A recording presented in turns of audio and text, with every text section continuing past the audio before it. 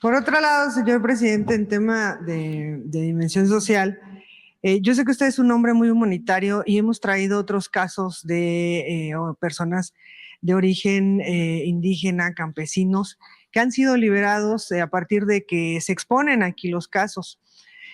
Fíjese que traemos un caso del 2020, cuando estaba la plena pandemia y se cerró todo.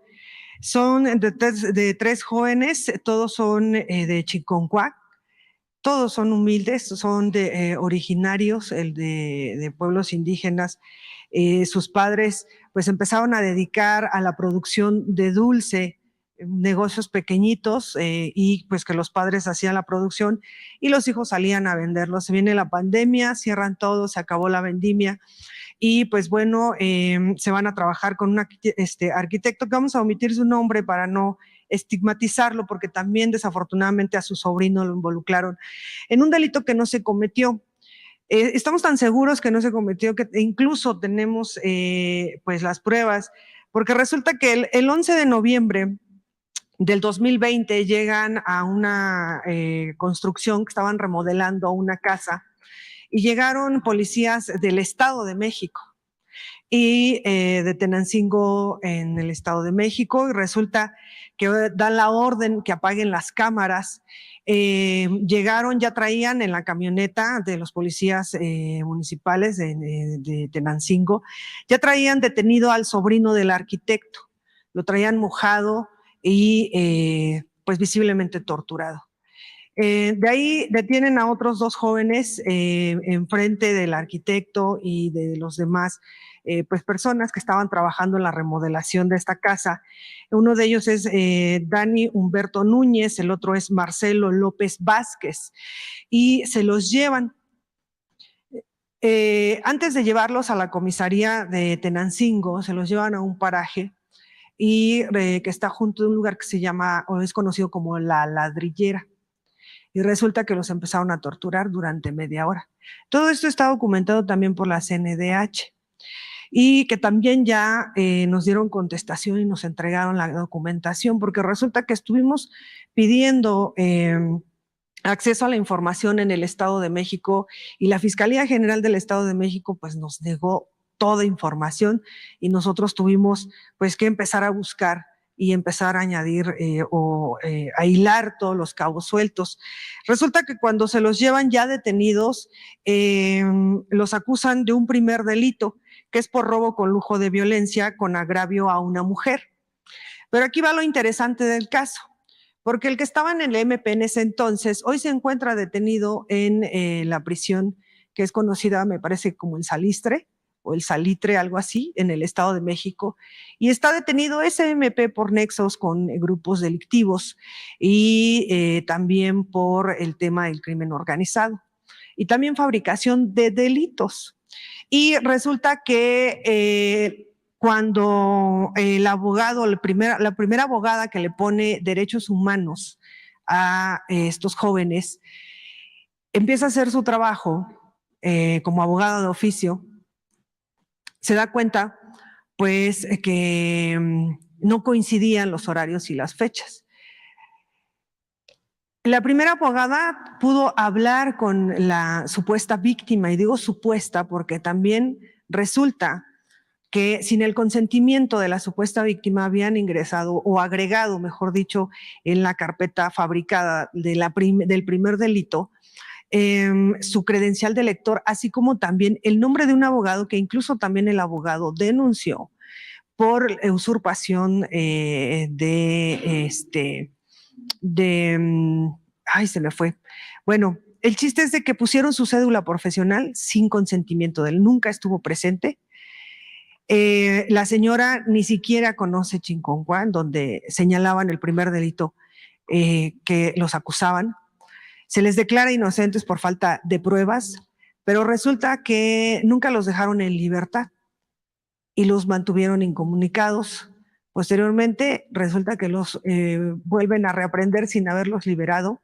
Todo ese tiempo los mantuvieron en Tenancingo y resulta que le fabrican un segundo delito, por el cual era por robo con lujo de violencia en una casa pues, que estaba ambigua, o que es a un lado donde estaban realizando la modificación de la primera casa.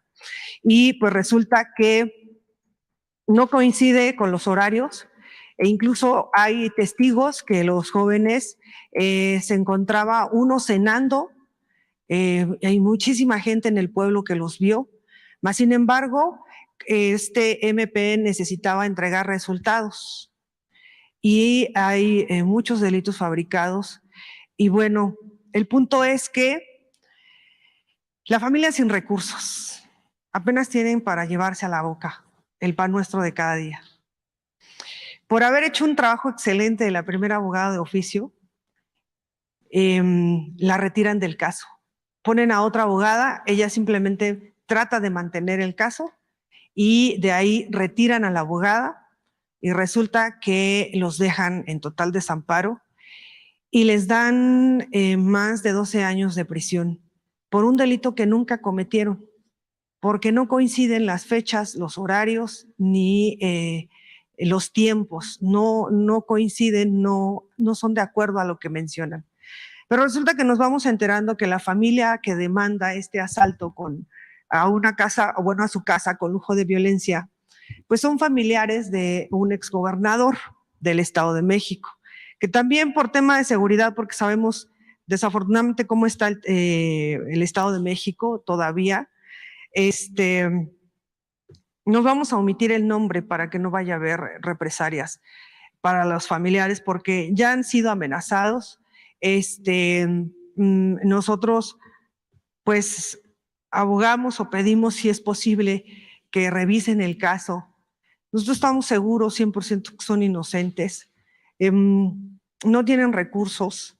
De verdad es una situación bien complicada, porque pues los padres siempre son los que padecen la situación de los hijos, y los padres ya están también enfermando. La mamá de uno de los muchachos ha llegado al grado de vender todo lo poquito que tenía. Usted sabe, abogados que timan a la gente.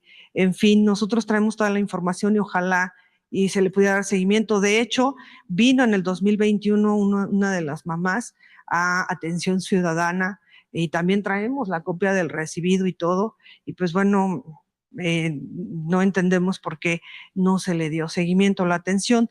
También en el tema del Estado de México, el señor Seferino Domínguez, resulta que en el 2017 secuestran a su hijo, Seferino Domínguez Villanueva, de 19 años de edad, un joven deportista. Y resulta que por engaños en Facebook lo convocan para que fuera a una expo. Él tenía un coche que poco a poco fue armando para expos, y resulta que en una plaza comercial en el Lomas Verdes lo secuestraron. Le marcan posteriormente al padre del teléfono de su hijo, ya como por ahí de las 2 de la tarde, y pues le dicen que tenían secuestrado a su hijo. Desafortunadamente asesinaron al joven Seferino Domínguez, y resulta que de ahí el padre se empieza a enfrentar a un infierno, porque cosa bien rara, lo debo de decir con mucha extrañeza, pero resulta que el gobierno federal interviene, y empiezan a apoyar a el señor Seferino, y bueno, resulta que al mes que el gobierno federal interviene en ese tiempo, en el 2017, el ACMEFO del Estado de México, sabiendo que un día después del secuestro, el día 28 de junio, encuentran el cuerpo del joven en un paraje, lo mandaron a la fosa común, a pesar de que sabían quién era y ya lo tenían identificado. 3 meses después, el señor, por una publicación que se hizo en redes sociales, se da cuenta que uno de los, o el juego de los rines del coche correspondían al coche de su hijo. Y de ahí da aviso a las autoridades del gobierno federal, y pues bueno, inician la investigación, y resulta que detienen tanto a los autores, bueno, al autor material, como a los cómplices, como también al autor material del caso. Pero resulta que un juez que ya ha sido aquí señalado en varias ocasiones es el juez que pidió que si en 24 horas no se sostenía el caso de Ovidio Guzmán, que lo tenían que liberar. A ese juez me refiero, al que liberó también a un operador financiero de un cártel también. Resulta que de una manera muy extraña suelta, les da prisión domiciliaria a 3 personajes claves en este secuestro. A uno de ellos fue al sicario que le mata al joven. Lo matan porque el joven reconoce a uno de los secuestradores y resulta pues que lamentablemente lo asesinan. Pero resulta que a pesar de todos los alegatos que dio, que incluso también pues son de dominio público el video de ese juicio o de esa audiencia, el juez liberó al autor material y a otros 2 más. Y 24 horas después se escapó. Nosotros hasta donde pudimos llegar con la investigación, el joven porque es un joven que asesina al hijo del señor, al joven Ceferino, ya ha hecho trabajos con anterioridad. Por eso tengo la firmeza de decir que es un sicario. Pero también nos venimos a topar que no es la primera vez que este tipo de hechos se están llevando en la Fiscalía General del Estado de México. Fabrican delitos, siempre con los más desamparados y los más vulnerables. Y este juez no es la primera vez que ejerce este tipo de hechos, porque resulta que el que le arrebató la vida al joven Ceferino Domínguez tiene nexos con un cártel que está peleando la zona en el Estado de México. Y no es el primer trabajo que hace, llevan varios. Y bueno, también contamos con la información, hay que saber ser prudentes. Y pues bueno, por último, ya para terminar, resulta que el año pasado, a principios del año pasado, le expusimos precisamente al gobernador de Michoacán, porque también cubrimos gobernadores, el tema de una guionista que se llama Guadalupe Saavedra, en donde ella fue víctima de trata de blancas. Tenemos identificada la red, tenemos identificados los nombres, quién la encabeza, y resulta que también ya está detenido el que encabeza la red de trata de blancas, Amado Escobar. Está preso en penal de Michoacán.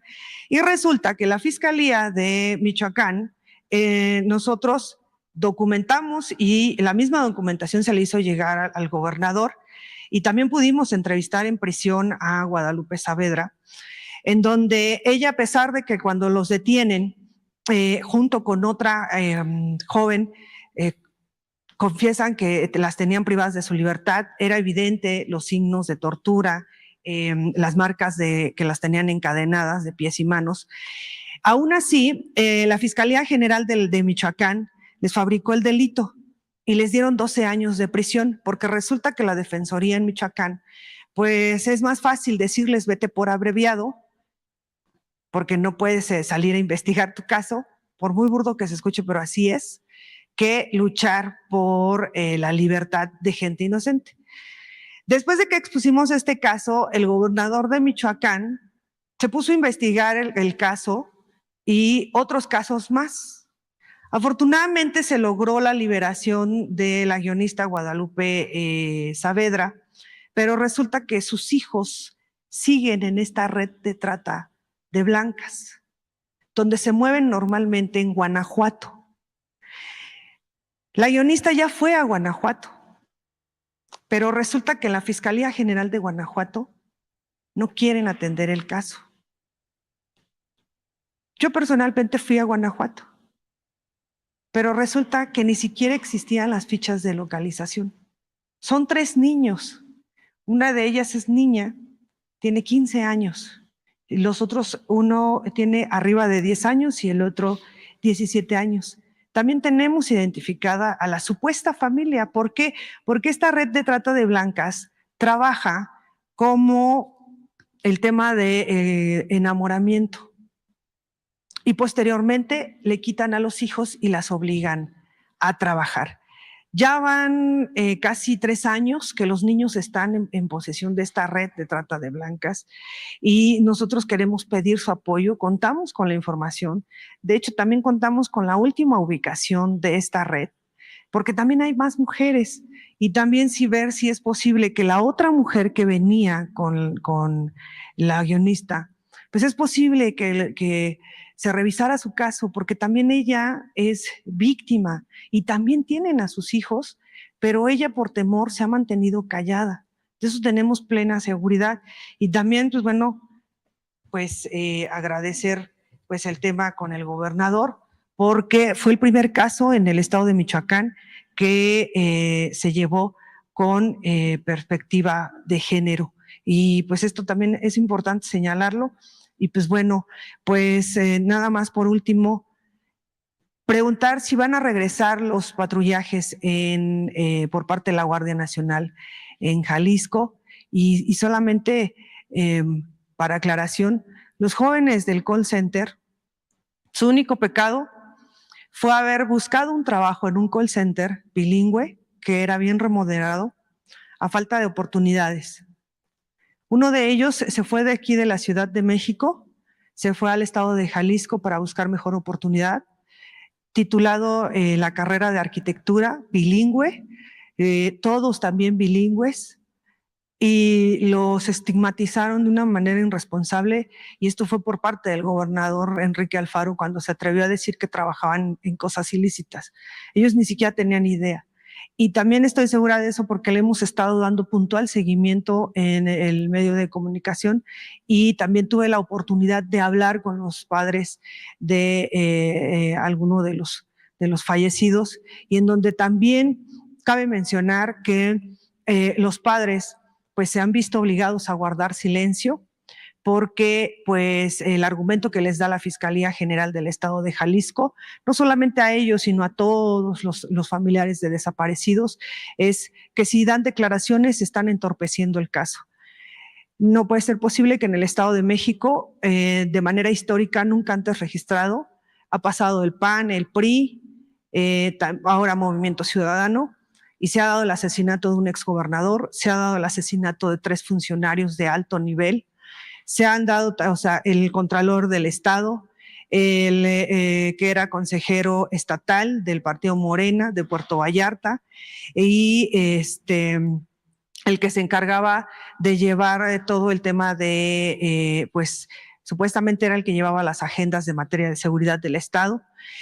Ninguno ha sido resuelto, todos los casos han sido cerrados, sin detenidos, y también no puede ser posible que en un estado nos hayan estigmatizado de una manera tan brutal, porque somos el estado número 1 en materia de desaparecidos, somos la fosa clandestina más grande de todo el país.